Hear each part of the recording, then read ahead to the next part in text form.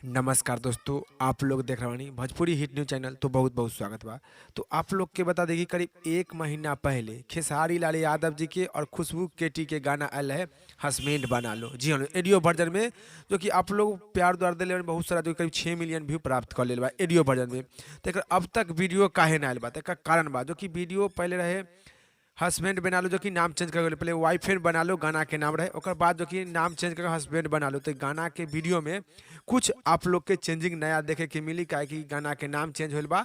तो आप लोग के वीडियो में चेंजिंग भी देखे के मिली। तो अभी तक फिलहाल में खेसारी लाल यादव जो कि लंदन में बानी, तो खेसारी लाल यादव जो कि लंदन से आई है, ओकर बाद जो कि वीडियो शूटिंग हुई, ओकर बाद जो कि आप लोग के खेसारी लाल यादव जी के गाना वीडियो देखे के मिली, हस्बैंड बना लो। यही कारण जो कि खेसारी लाल यादव जी के गाना रुकल बा, जो कि गाना के नाम चेंज होल बा। तो वीडियो में भी कुछ चेंजिंग आप लोग के देखे के मिली, और नया धमाका खेसारी लाल यादव जी के और खुशबू केटी के देखे के और सुने के मिली वीडियो में। तो आप लोग इंतजार करी, जहाँ तक खेसारी लाल यादव जी लंदन से आई है, तो आप लोग के हस्बैंड बेनालो के वीडियो देखे के और सुने के मिली। और इस जानकारी के बारे में का राय बा, का विचार बा, आप लोग नीचे जरूर कमेंट बॉक्स में बताएं।